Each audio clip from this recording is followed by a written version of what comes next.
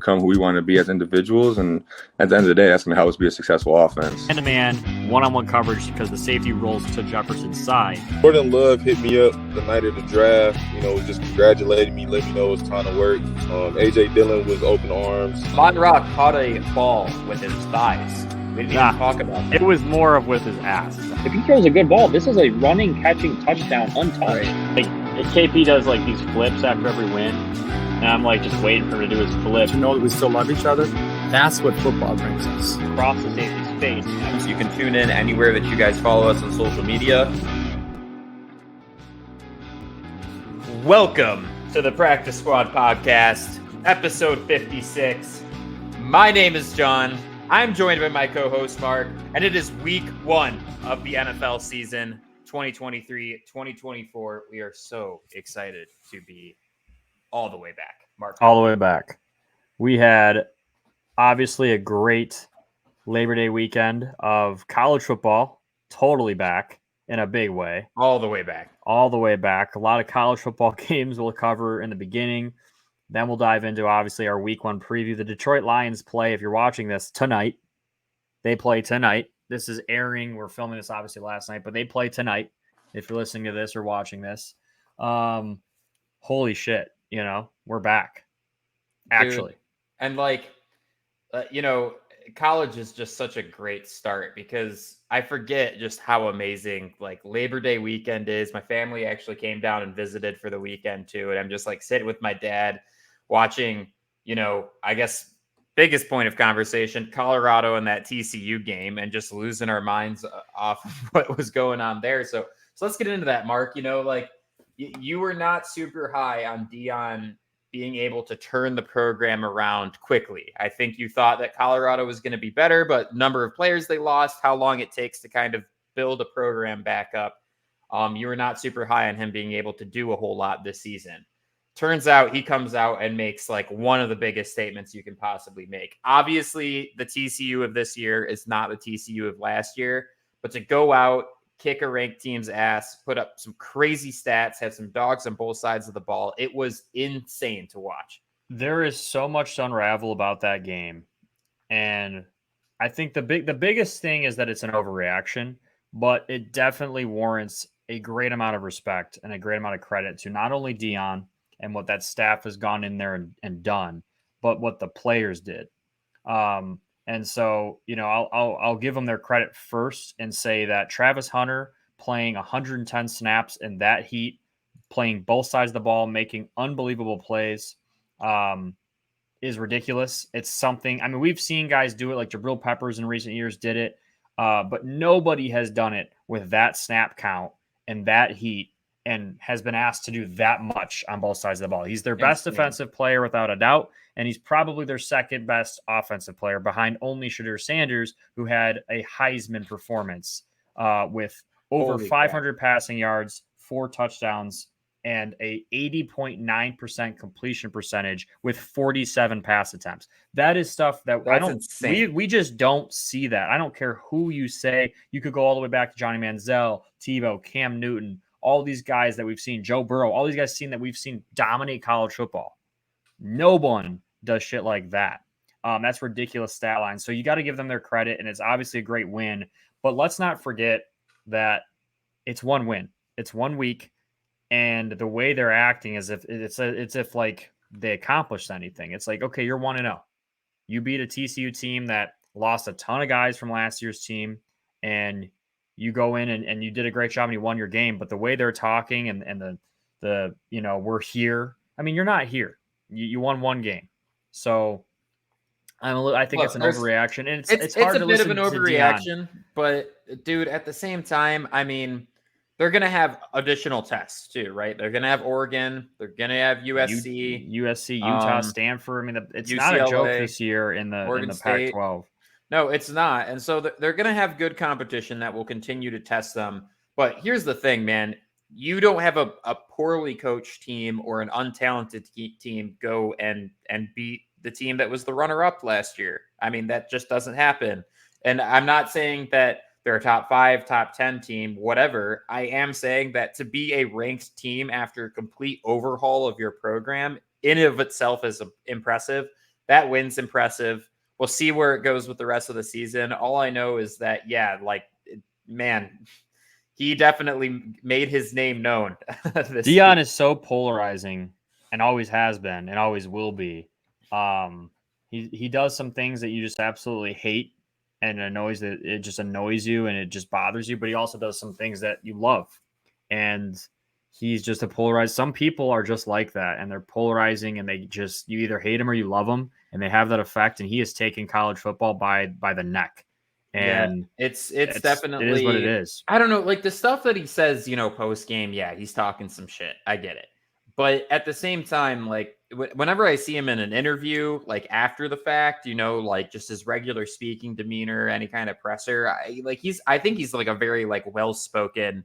He's well-spoken. There's no doubt about it. He just says some very arrogant things, and I just don't. He's kind of made it about him, and I get it. Like for his recruiting and for his brand, like I mean, it's about the players, and it always should be about the players. And I just think it's been all about Prime and all about him, and I don't really think that's the way to go about it. I don't like that he does like the leaders and the dogs on the jerseys, the L's and the D's instead of a captain's C. There's just like little things like that I think that he wants to test the waters and just push boundaries and do things his own way. And he doesn't care what people say. And if he continues to win, it doesn't matter what people say because winning cures everything. You better win. That's the thing. If you're going to do that shit and talk the way he does, you better win. And so right now he is. What's a successful season for them? Because obviously they're not, their over-under was at 3.5, I think. Wins? That's it? Yeah, I don't think they're going to win more than 5 games. So I don't know. I'm gonna go out on a limb and say like they could do 7 or 8. I'm thinking pretty easily. I mean, they have some tough. They win 7 or 8 in year one. That's impressive. But I mean, I think that they'll win 5, maybe 6 games. They have a tough schedule. Yeah, not easy for sure. But again, I mean, they rose to the occasion this time. They very well could lose this week to Nebraska. By the way, like that's they could. They absolutely could. I mean, but and just looking at that schedule, that was one where I was like, I don't want to say outright that Nebraska is going to give them a tough time, but they might. Especially who did Nebraska just bring on as their coach? That's pretty legit. Why am I Rule? Matt Rule. Yeah, they brought on Rule, who obviously has a lot of NFL experience. So, college to NFL doesn't always work out. Usually, NFL guys that drop down to college, they have quite a bit of success. So, with that, what else do we have in college football? Obviously, Harbaugh. Oh my gosh. Okay. Because Dion bothers me and some of the stuff he does. I am so sick and tired. And this is coming from someone. John and I both are Michigan people. I wouldn't say I'm a Michigan fan. But we're both from Michigan. We've both grown up with Michigan football being relevant in our lives. We've had, friends and people play at Michigan.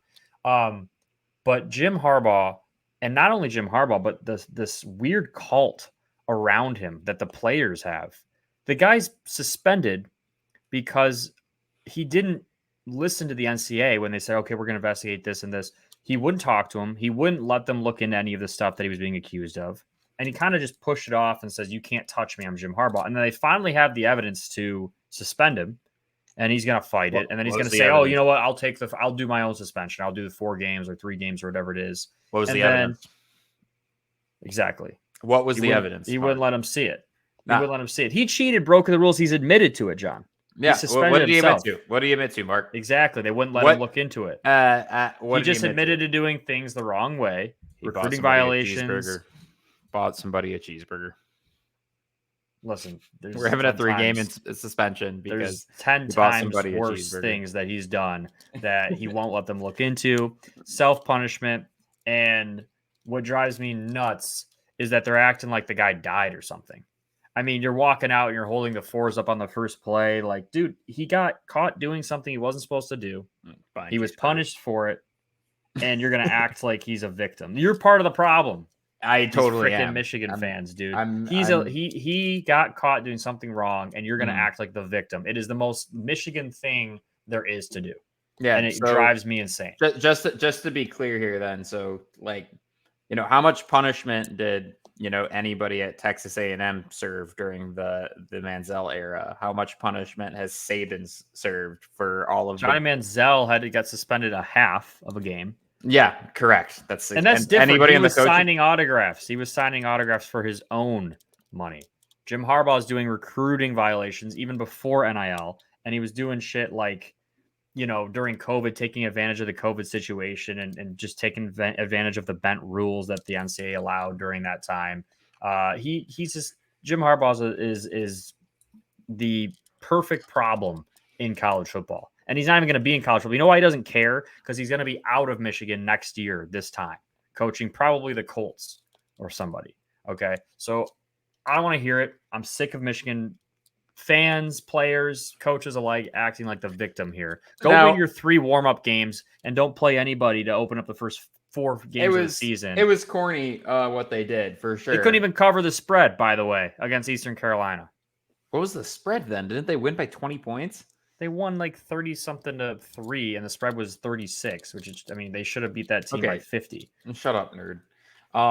I think that overall, it's an overreaction in any direction. And I'm sorry, but in the same way that, the reaction to the punishment feels very corny and unserious, the entire situation's corny and unserious. And I'm tired of the NCAA acting like they have a power over everything else. You know who actually has the power? Big Ten and the SEC. Those are the two parts of college football that have shirts with free Harbaugh on it.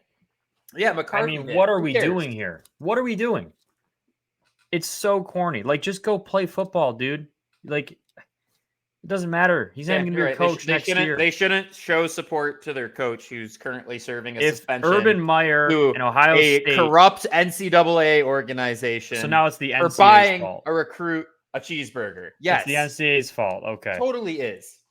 Again, how many times have you heard of any of the SEC teams being under there's some simple crazy rules. scrutiny and There's simple rules in the NCAA. Right. And the NCAA only does it to have power over the colleges where there actually is none. They're a corrupt organization. So we should change the entire rules because big bad Jim Harbaugh got in trouble. I just don't think the NCAA. I don't think the NCAA has the authority that they think they do, and these by the way, situations are just for them to try to flex their authority on people.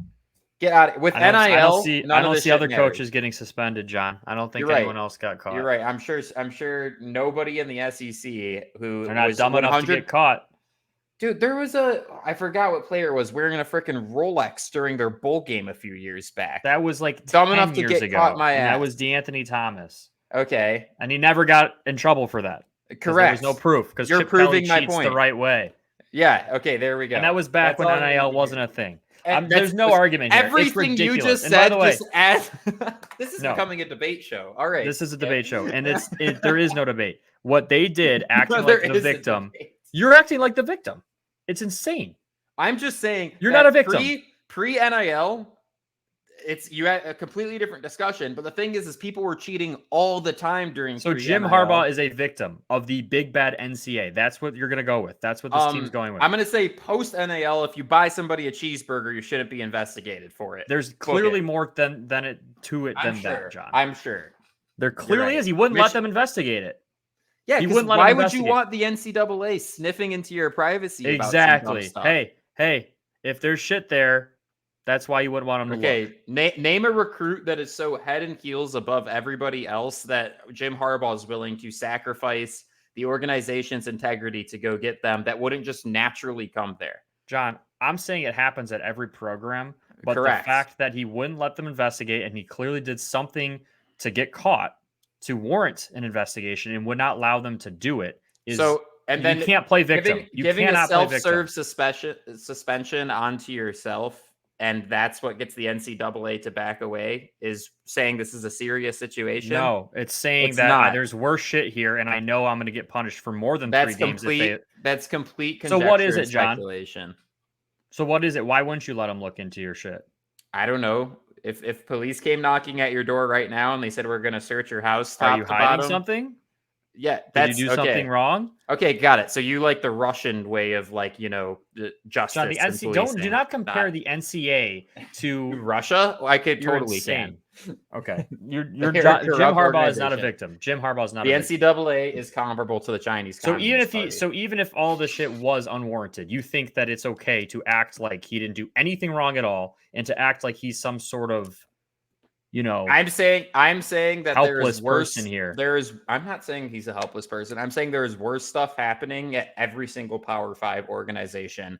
Yeah, you don't see any of those schools doing this shit. Yeah, I wonder if it's selective because the NCAA just likes flexing their authority on people for no reason. No, it's because they were dumb enough to get caught and then play the victim role, because that's what Michigan people do. Yeah, I mean, if I got caught for buying somebody a cheeseburger too, I'd probably be pretty. Believe that story all you want, John. Believe that story all you want. I continue until I see. If that was all he did, he would not have gave himself. If that was all he did, he would not have sacrificed 3 games of coaching for that.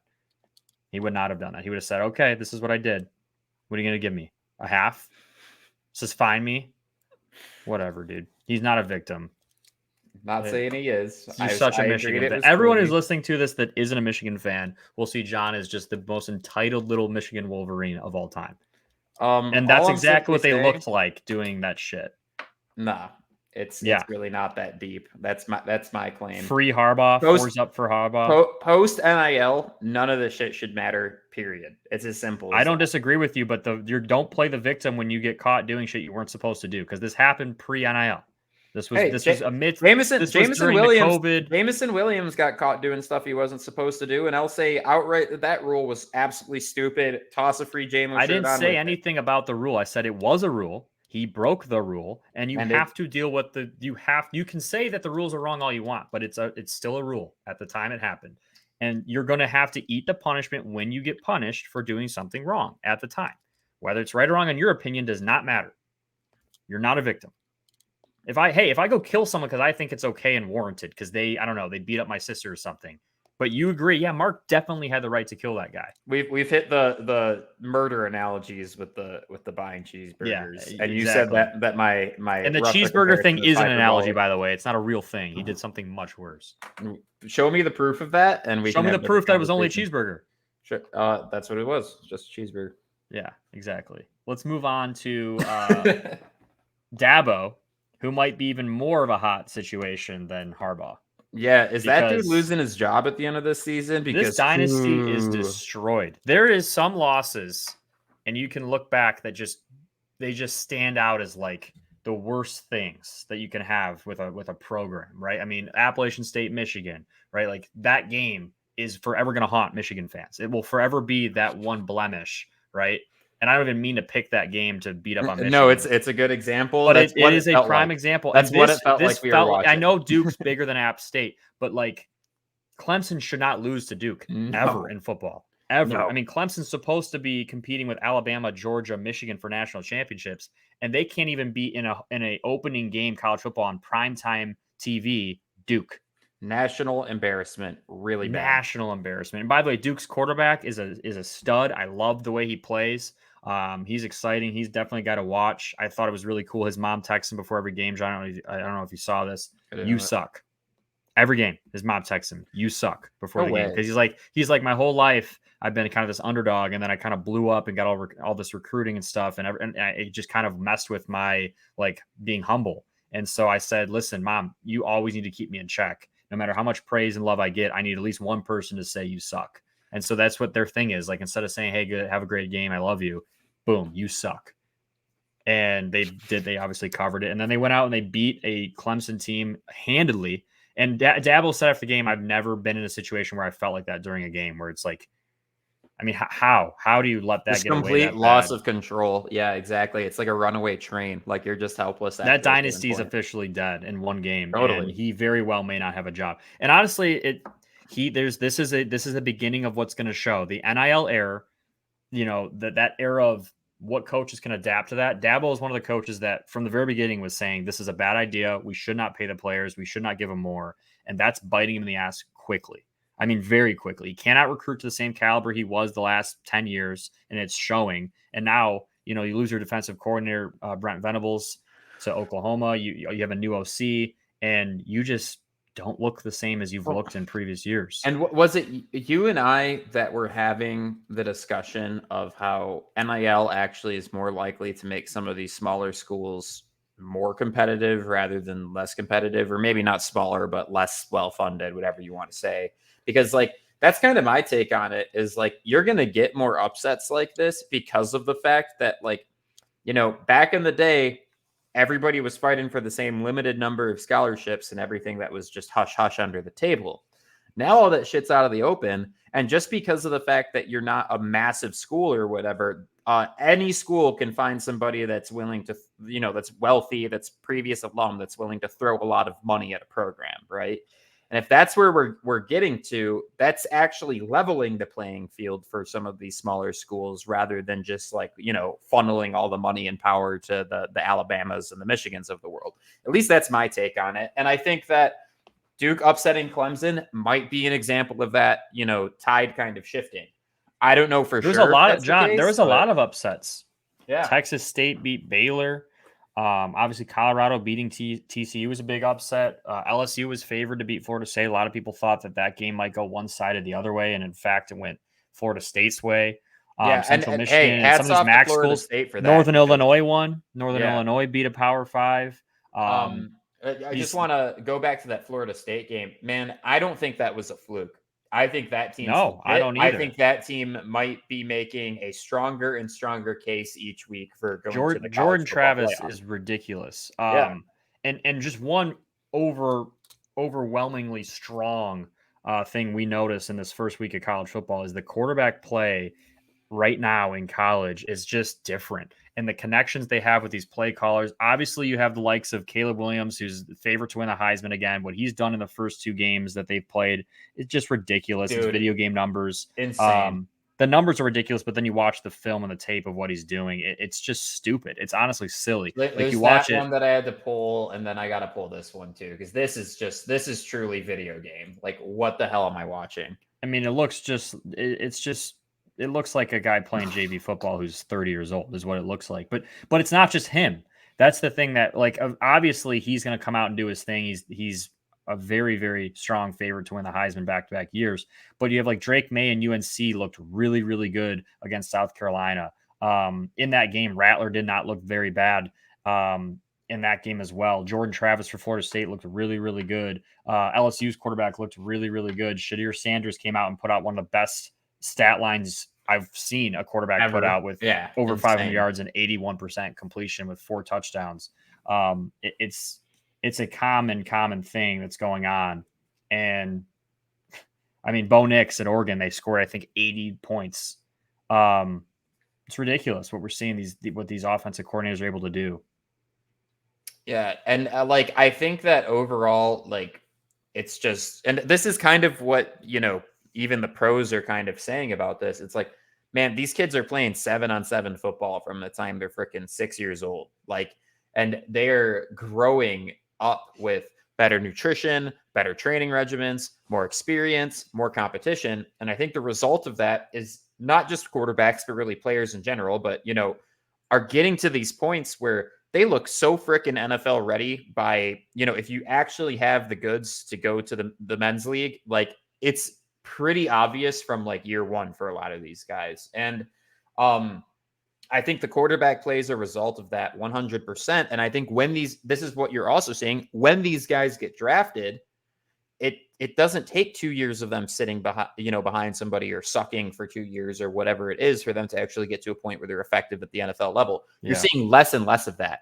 Now, I mean, out of the 3 rookies drafted that are, the big names, all 3 of them are week 1 starters, if I'm thinking correctly, right? Stroud, Richardson, Young are all starting. And Levis, Levis competed, but yeah, well, and he was a 2nd-round pick, so that's fine. I think it still makes the case. If you're a top-tier quarterback talent, you don't need to sit and develop anymore, or at least that's not how you're being treated. You're being treated like you're NFL ready from day one.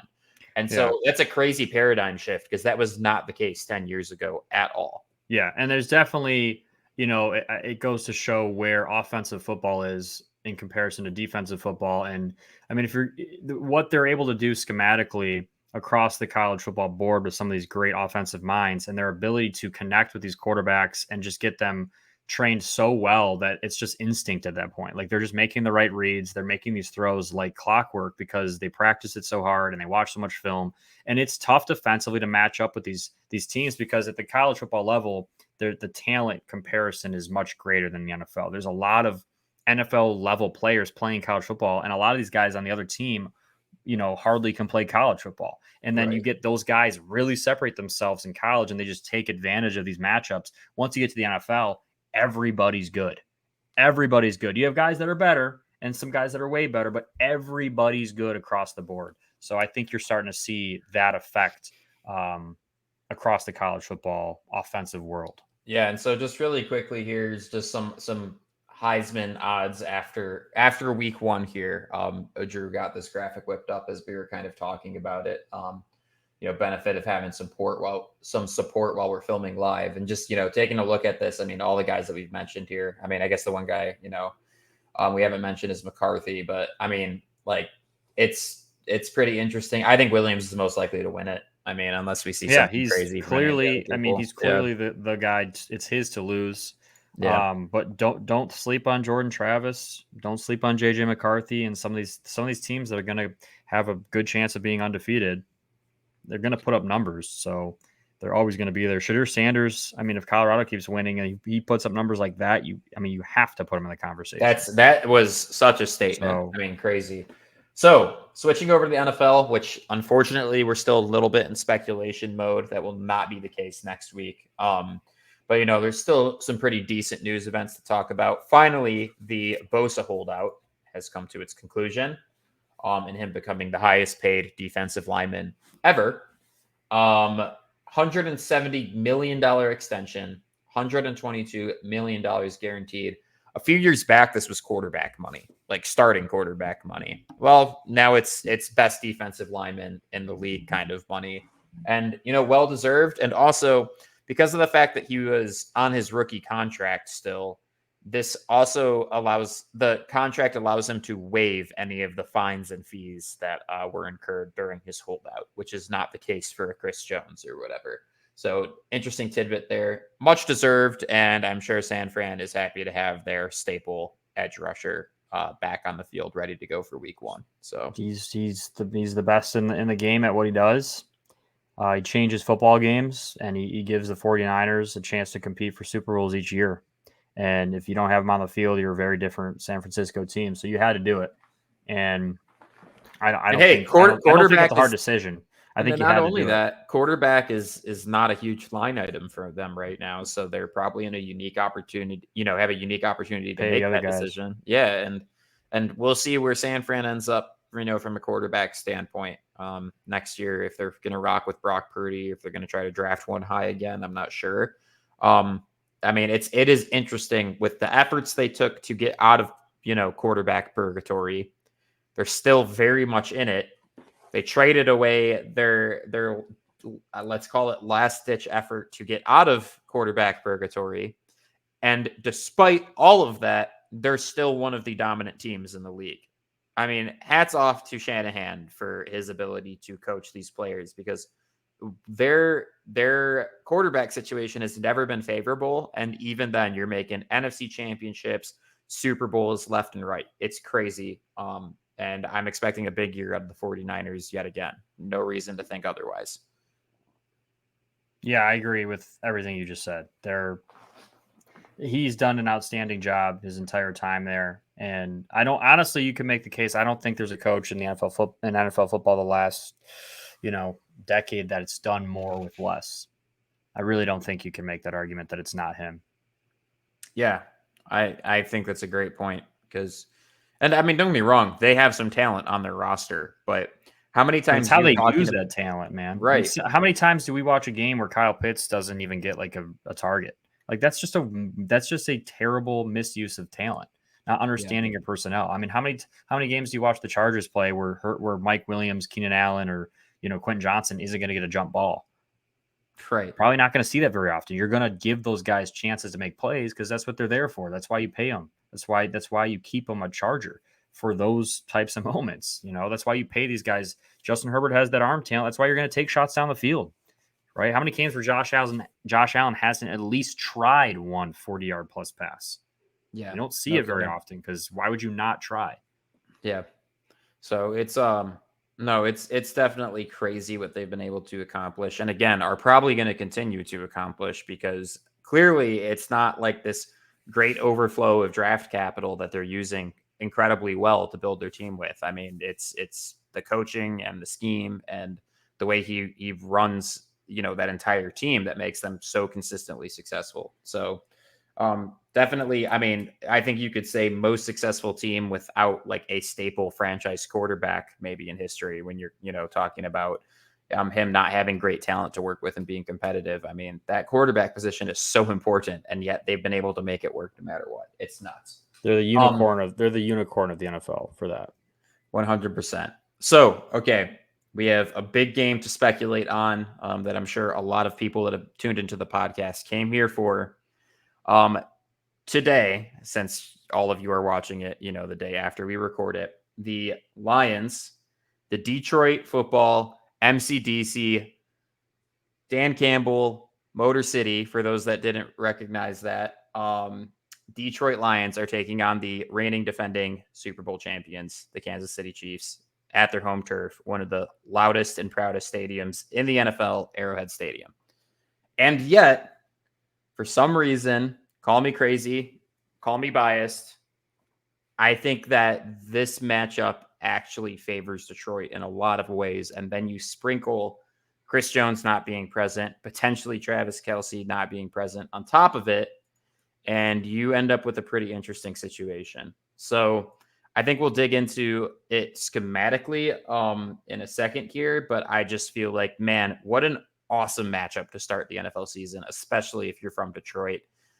What a great test to see if this really is the brand new Lions, and what an amazing opportunity to start your season off right. So there's no doubt about it, John. There's no doubt about it. Who would have thought the Detroit Lions would be doing NFL opening kickoff with, and what just a perfect opportunity for a takeover, right? I mean, when you watch UFC or WWE or any of these championship belts, right? And it's like, hey, he's always the champion, and you want to take that from them. The Chiefs are hanging their banner at Arrowhead opening night. Tonight, they're doing that. And you're coming in a team that nobody thought you would do anything last year. Nobody thinks you're going to come in and beat the Chiefs, for sure. Patrick Mahomes, who cares if Chris Jones and Kelce aren't playing? They're the Chiefs. Patrick Mahomes doesn't lose these games. That's what everyone's thinking.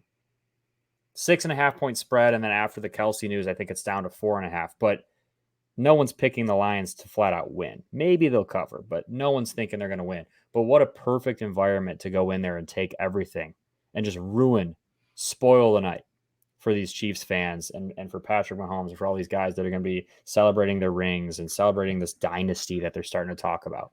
What a better way to set the tone for what the Lions want to do this year, and to go in and run the ball, which I think they have a favorable matchup in doing against Kansas City, especially without Chris Jones. Hit a little play action against a young secondary that the Chiefs have, with guys like Amon-Ra and Sam Laporta. See the coming out party for Jahmyr Gibbs and David Montgomery and what that's going to look like, this two-headed monster that's coming out. You have obviously a Lions defense that's much improved on the back half, and they don't have to worry about Kelce. So you're going to see these guys playing truly who they are, not having to change their whole scheme around one guy who's as good as Travis Kelce. Because let's be honest, you play against a guy like Kelce, you're not seeing what a normal defense is. You have to change everything for him. And note that we don't know for sure if Kelce is or is not going to play tomorrow. I would strongly think he's not going to play. It's looking like he's not going to, but there's no official ruling as of recording this on what that situation is. But yet, I mean, look, I completely, and just to touch on some of those things, right? Like, I think the way you beat this team, the way this team has traditionally been beat, is winning in the trenches on both sides of the ball. If you can have a dominant run game, right, which goes with having a dominant offensive line, which the Lions do have, also going against a weakened KC defensive line, you're putting yourself in a good situation because you're keeping the ball in your offense's hands for a really long time. So And more importantly, keeping it out of Mahomes' hands. Correct. And so there's a check there. The second thing is, man, he can scramble outside of the pocket. He can make some ridiculous throws. But if he doesn't have that much time and the pocket's regularly collapsing on him, we have seen that's pretty much the only way to neutralize Patrick Mahomes is to make him run for his life as much as you possibly can. And again, while KC has maybe one of the best interior defensive lines in the league, both of their tackles are fresh. New guys on both the right and the left side. And I think we have a pretty damn good pass rush. So if we can just be above average in KC being able to, defend that pass rush, I think that's really great for us too. And I think our secondary is versatile. And because of that versatility, I think we're going to be able to be really sticky. I'm not saying we can, cover Kelsey outright if he is on the field. I'm not saying that we can, match everybody's speed 1-for-1, but I think we're going to be sticky enough to take away that passing attack. So, okay, you have 3 different avenues that, hey, if we do these things right, we might be in a good shape to win this freaking football game and shock the entire nation. The formula's there, and opener. that is the formula. Make no mistake about it. What John just said is the formula to beat Kansas City for Detroit tonight. That is the formula. Limit them offensively because you're not going to stop them. Limit the Chiefs offensively. Force one turnover out of Patrick Mahomes at some point, whether it's a fumble, whether it's an interception in some kind of trap coverage. Force one, mistake, and then just absolutely dominate time of possession and make sure you score when you get the chance. When you get in that red zone, feed Montgomery, get creative with Gibbs, get creative with Amon-Ra. Make sure you get 6 points, 7 points every single time. No field goals. Field goals will not beat Kansas City. And be aggressive from the get-go. That's the formula to beating them. We know that Dan Campbell's going to do a just fine job of being aggressive from the get-go, and I do have to appreciate this too. Obviously, Arrowhead is loud. Dan Campbell wanted to make sure it was loud at practice this week. He carded in, and coming from a musician, yeah, that's enough to probably fill up like a 3,000, 4,000 person music venue. That's probably like enough juice right there. And he was just blasting music the entire time the past 2 days of practice. John, you want to hear a funny side story? Yeah.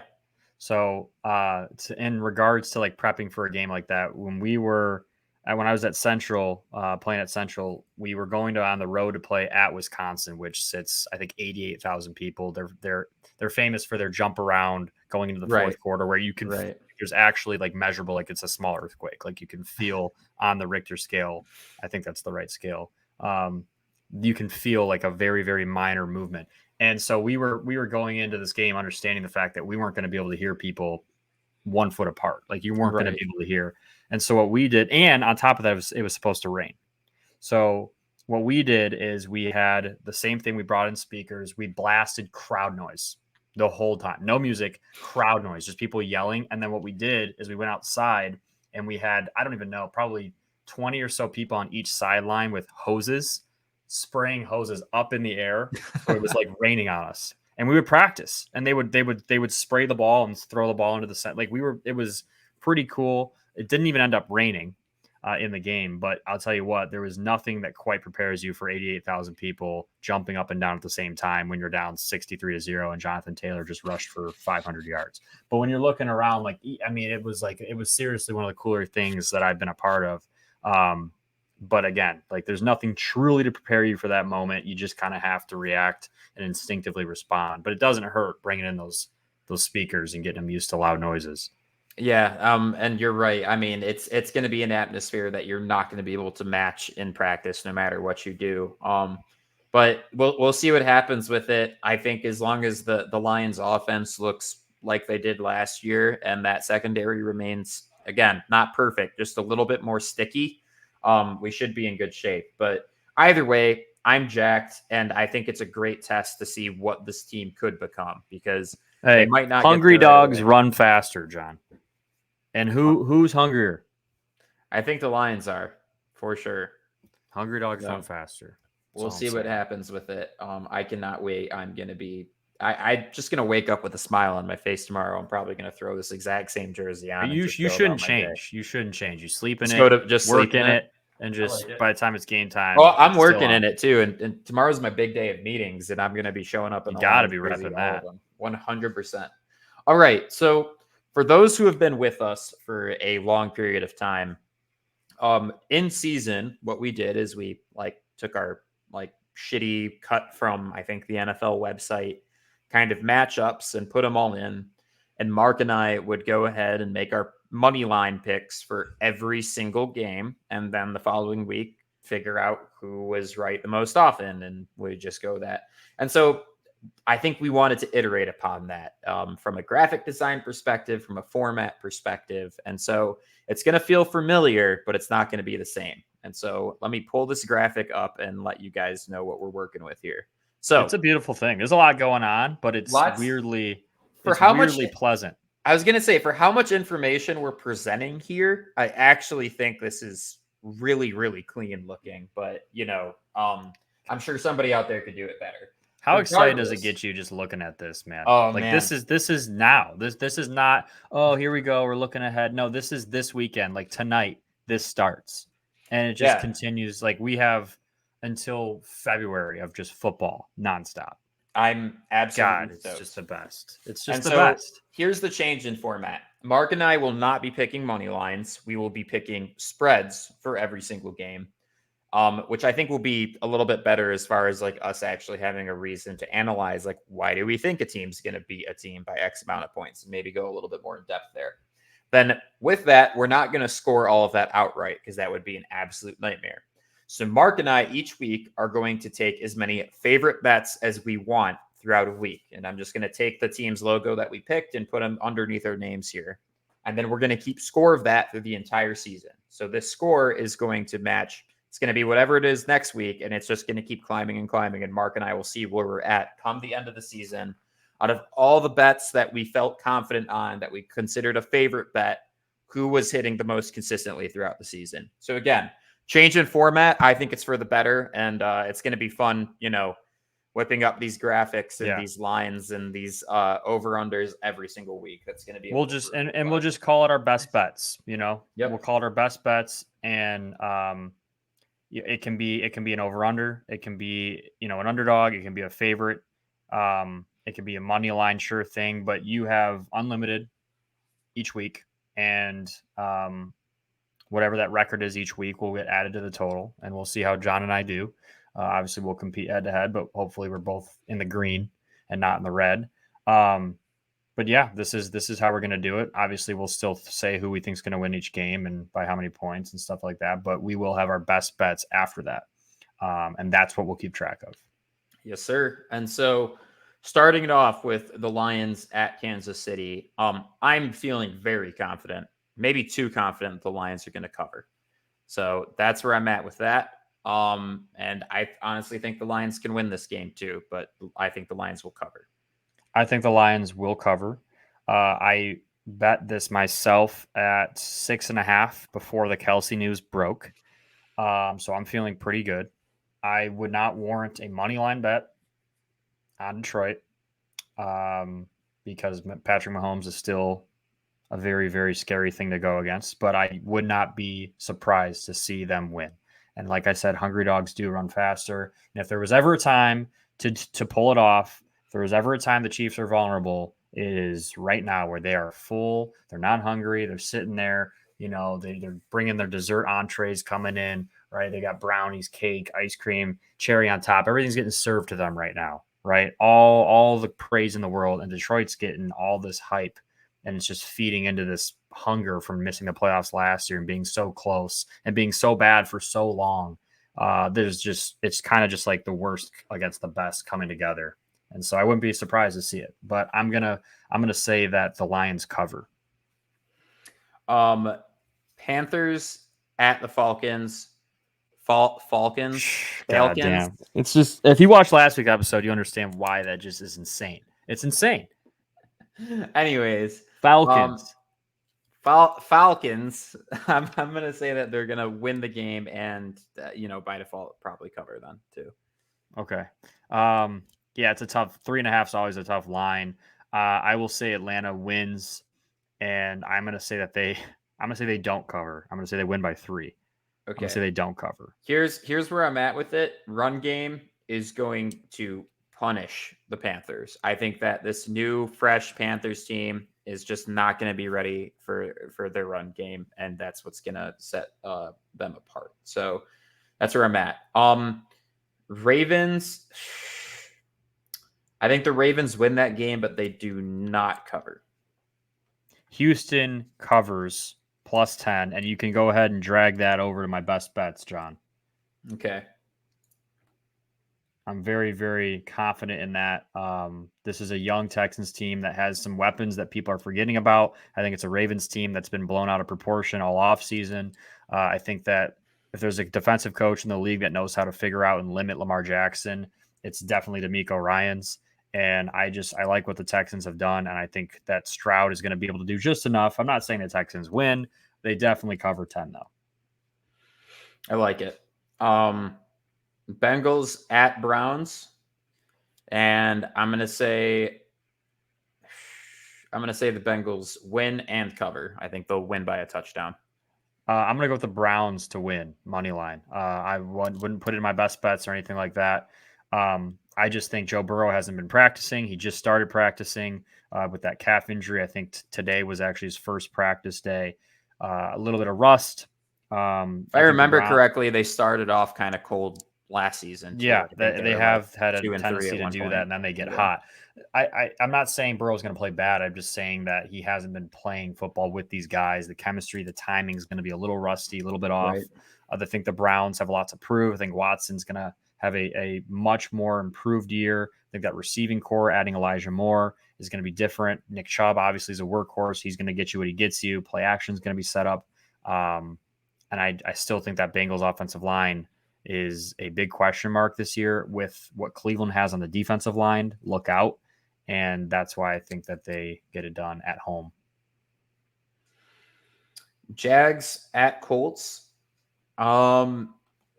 Man, I personally, I think I like the Jags here, and I think I like them to cover as well. Yeah, Jags. I like the Jags to cover. The Colts are in a they're in a shitstorm right now. There's just not anything that's going well for them. The Jags are the team to beat in the AFC right now, especially in that division. They're the team to beat. So. Yeah, I completely agree. I think Mark and I are both pretty high on this team for the season. I accidentally put the spread in the wrong spot for Tampa and Vikings. I was going to say, yeah. I looked at that. I was like, there's no way. So Tampa at Vikings -6. Not only do I think the Vikings are going to win, not only do I think that they will cover, but I am also going to add them into one of my best bets because Kirk Cousins at 1:00 at home against a horrible Tampa team. Yeah, I'll take a touchdown there for sure. All righty. I won't go as far to say best bets, but I will take Minnesota to cover at home.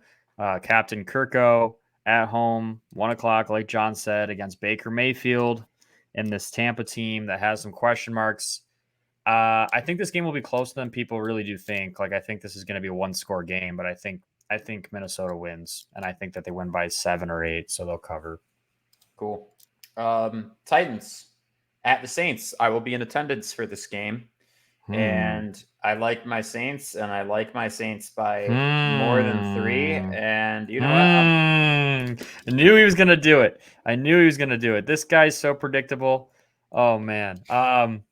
I can't put it in my best bets column. And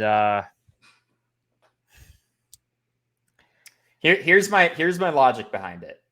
Regardless of what the Saints offense does against the Titans defense, because I think that's kind of, unstoppable force meets immovable object, but not in a good way. I do think that the Saints defense will come up with at least one turnover. And I think that will make the difference because I think that the Saints defense will eat against this Titans offense. That's where I'm at. Yeah, I mean, I'll pick the Saints, and I'll pick the Saints to cover. I think, yeah, I'll pick them to cover. I'm going to have a coming to Jesus moment, by the way, if the Saints do not live up to my expectations this season, because I thought we fixed our problems, and if we didn't actually fix our problems, then I'm going to have to go back to the drawing board. So expect me to have a very different tune about the Saints if they do not come out, winning the first couple of games. That's a confident best bet. It's a confident Yep. best bet. All right. San Fran, a small favorite, -2.5 at the Steelers. This is a trap game. Yeah. This is a trap game because I'm going to have to take San Fran, and I'm going to have to assume they cover, but just by the smallest amount. I do think the Steelers are going to be better than people expect this year, and I think they're going to, give it to really any team that they play. So, makes sense with a tight spread, but I digress. I think the Steelers cover here and potentially win. This is a trap game. I mean, the quarterback play for San Francisco is not a very favorable matchup for them against the Steelers defense that does all these disguised coverages. I mean, if you look back in our older episodes, we go way back and just look at our coverage episodes talking about how the Steelers disguise their secondary and make it very hard for quarterbacks like Brock Purdy to get the ball out fast. And then what the problem is they hold it. They pump fake. They go, oh shit, that's not what I thought it was going to be. And before they can even do anything, TJ Watt's in their face. And I think Kenny Pickett had a great preseason. I think that George Pickens and Deontay Johnson and Najee Harris and it's going to be a good offensive core. They have they have some help in the offensive play calling as well this year. Like this Steelers team is going to look different, and I think that they come out the gates with at least a cover, maybe a win. But We've said it before too, and we'll say it again. This division is going to be a bloodbath this season. I really have no clue 1 through 4 what it's going to look like. You could give it to me in any order, and I would believe you. So, that's going to be a fun game. Hopefully, I'll be able to tune in. I got Sunday ticket, by the way. I'm stoked about that. It'll be the first time. Like whatever game I want to watch is whatever game I'm watching on Sundays. That's awesome. Very excited for that. Moving on to Cardinals at Commanders. This is, probably your weekly toilet game. John, I think you have the line on the wrong side here too. I think you're right. My bad. Because there's no way in hell the Cardinals are There's favored. no way. And I'll just double check that just to be sure. Yeah, I had the line on the wrong side. Sorry. Believe it or not, putting together, 16 lines, 16 over-unders, along with making this graphic look decent was... He did it in probably 12 minutes as well. It wasn't... Yeah, it was a lot of work. Anyways, man, I am really interested in what this Commanders team is going to look like. You got rid of your shitty owner. You brought in what I think everybody agrees is a very competent and experienced OC. You got some questions at quarterback, but there's a lot of offensive talent around him. I think they're going to win this game. And ever so barely, I'm going to lean that they cover too. But I'm interested, man. I'm really, honestly, I'm excited to see if this team surprises people this season. I'm more interested to see what the Cardinals look like this year because God knows what that's going to look like. Hey man, did you feel a fire in your gut? Like, is your gut feel? Did you take the bus here? How'd you get here? Did you take the bus? Is your stomach feeling okay? You make me sick. All right, are you ready to go play a football game? Was that inspiring? You make me sick. Speech. You make me sick. I think Washington's going to be bad, but I think Arizona is that much worse. So I'm going to take Washington to cover. For those that don't know, that was me quoting Arizona's new head coach speaking to his team, trying to fire them. He's been a bad meme since he got hired there. It's not good for him. Shots.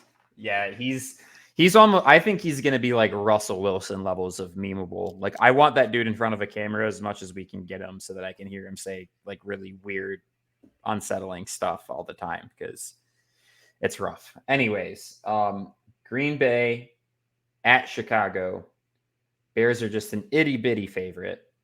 Man, it's just I get Aaron Rodgers is gone, but it is really hard for me to say that Green Bay doesn't still own Chicago regardless of the circumstances. So I think Aaron Rodgers owns Chicago, John, not Green Bay. I think people are history tends to repeat itself, and I think people are counting this Green Bay team out way too early. That's where I'm at with it. the last time they moved off this veteran quarterback and, had a young quarterback and kept the same coaching regimen and kept a lot of guys, kept a lot of continuity around him, it turned out okay. And I think it's going to turn out okay. It was a miracle. It was a miracle. It happened once. It ain't happening twice back to back. I'm sorry. We just don't see that happen. Okay. That's not to say that they won't win this game. It's a 1-point spread. It's two teams that have a lot of question marks.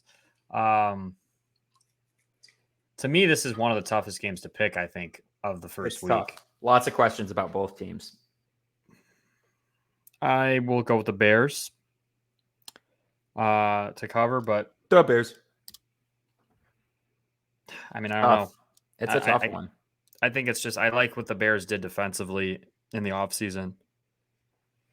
Question is Justin Fields, Yeah, I mean, the other question is Jordan Love. Lots of big questions. Raiders at Denver. Denver is favorited. I think you and I are in the same spot on this one. I think, look, Sean Payton's done some amazing stuff. I don't know if he can fix Russell Wilson. I'm going Raiders here. I'm going Raiders to cover as well. The Broncos.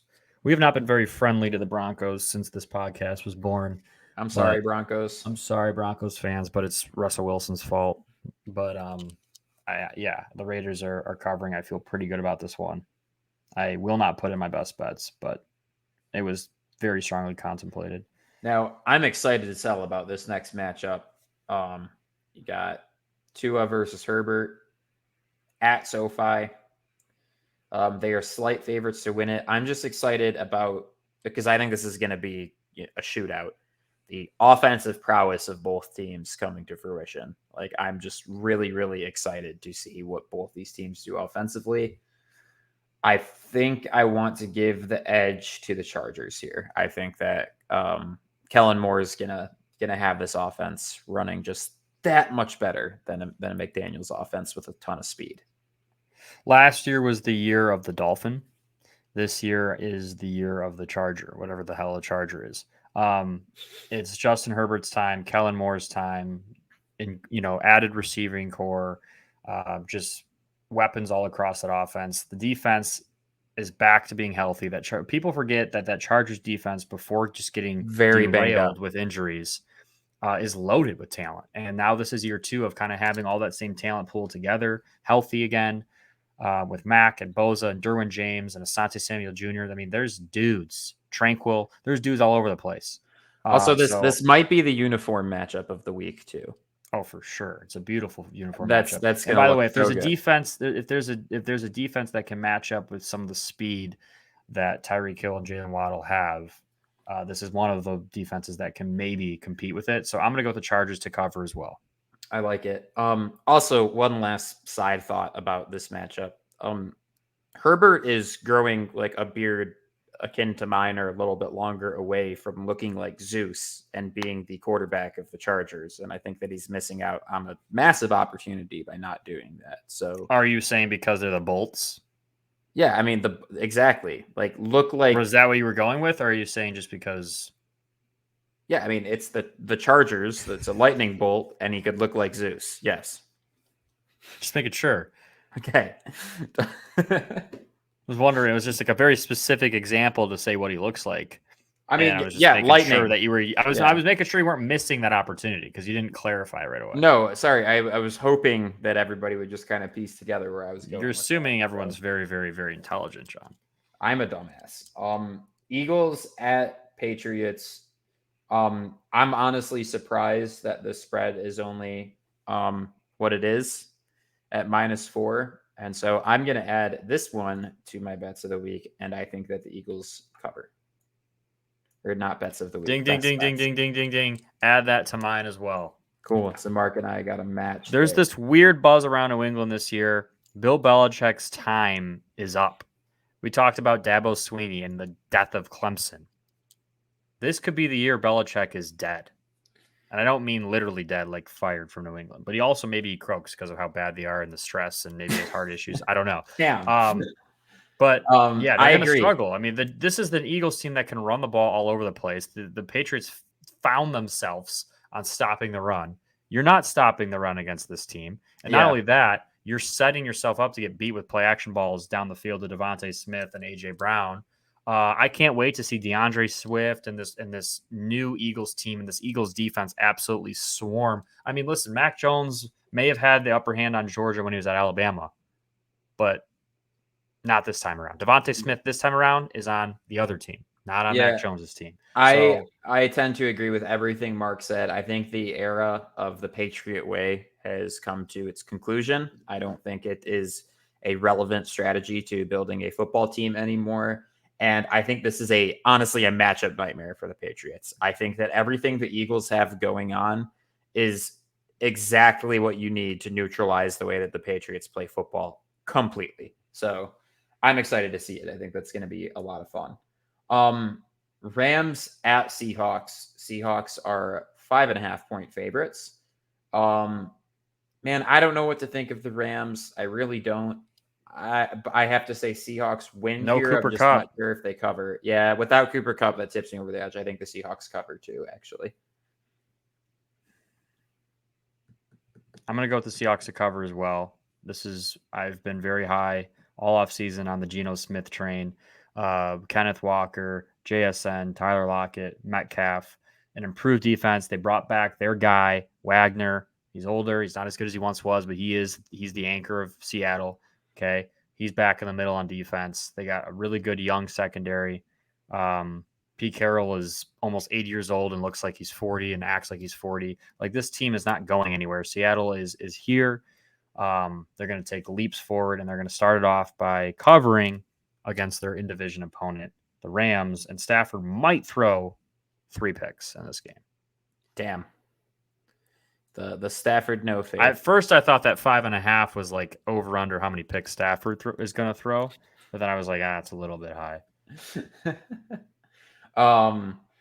We have Cowboys at the Giants. They are 3.5-point favorites, and personally, I do not think the Cowboys will cover, but I do think they will win. So the Giants will cover. Yes. I think Dallas will cover. Okay. 3.5 is the toughest line. Do they win by more than a field goal? That's the question. And I think it might actually come down to that. In division rivals at the other guy's camp. I think they do. I think Giants they limit Saquon. I think Daniel Jones I don't think he's able to do enough. You got to remember, Daniel Jones going against Micah Parsons and, what this defense brings. And people forget what Dallas was doing defensively last year for most of the year. They were dominant defensively. And Daniel Jones is not ready for that. And Saquon Barkley can't do anything to help himself if there's nowhere to go. So, Mark, you take this next one. I may have locked my girlfriend out of our apartment by accident. I'll be back. He wants to talk about idiots. John is, at times an idiot. He's actually a really smart guy, but at times he's a very, very, very stupid individual. Ironically enough, for this last game, primetime Monday Night Football, it doesn't get much better than this. You could argue this is the game of the week. New York Jets, new look Jets, Aaron Rodgers, obviously playing in front of the whole world on Monday night. Josh Allen, they've ruled this division the last few years. They're the favorites going into this. There's been a lot of buzz around the Jets. Ironically, John, this is one of my best bets, and you're back just in time to drag it over there, but the Jets will cover. They will not lose by more than 2.5 points. The Jets will cover this on Monday night. Aaron Rodgers covers spreads. All right. That's one thing I know about it. Whether he's a Jet or he's a Packer, I don't care what he is. He covers spreads. And Josh Allen and this Bills team, they're struggling against, a defensive line that New York has, and against Sauce Gardner, who's going to kind of neutralize Stephon Diggs. And we're going to just see Rodgers. I mean, there's just no way Rodgers loses his first game at MetLife. It's MetLife Stadium now. Freaking hard. This is really, really, really hard. It's a tough game. I like the Jets. It will not be one of my best bets, but I do like the Jets to cover here. I do think that his first game in MetLife, it just feels right that it's a W. I think the Bills have some issues that they didn't totally address in the offseason, and I think that Jets defensive line is coming for them. And that's going to be a problem for any team. no matter how good your quarterback or offensive line is that Jets defense is going to give you nightmares. So Can I say something bold, John? yeah, Winner of that game wins the division. Simple as that. I like it. And I mean, I think it really comes down to those two. So, I mean, unless Miami does something crazy, obviously. But guys, that's our week 1 picks. Tomorrow, God, it feels Mark so and I good will to be be doing that again. just anticipating this game all day. I cannot wait. I mean, there's really few things in life that make me happier than watching the Detroit Lions play in a high stakes game. And that's exactly what I'm getting to start the NFL season. You haven't got a lot of that in your lifetime. No, and that's why I have to cherish each time. But hopefully we have quite a few instances of that this season, especially. Obviously, really high expectations for Detroit. We talked a lot about them this season, this offseason. We're going to continue to talk a lot about them being a Detroit-based podcast. We are high on them, and I am just hoping they live up to expectations because, man, if this team can't do it with this coach and this manager, I don't know who will. So, yeah, really excited to be back at it. I think Mark and I woke up super pumped to film this episode today, and we appreciate everybody's ears. We're looking forward to growing with y'all and having a good time throughout this entire season. Let's get it, man. Back in season mode. In season practice squad pod it's a different beast, man. It is. It's a good time, and I think we stayed relevant. We stayed entertaining. I'm pretty proud of year-round thing, but God, proud of our off-season coverage for sure. But man, is it good to be back? It's so good to be back. And hey, we got into a heated debate. We had some good jokes, and we had some good football analysis, and that's hopefully what you're coming here every single week for a bunch of that. So I'm looking forward to it. Thanks everybody for tuning in. We will see you next week to see how well all of these takes aged. So, and hopefully celebrating a Lions win too. So that would be nice. See you guys next week. Peace. See you guys.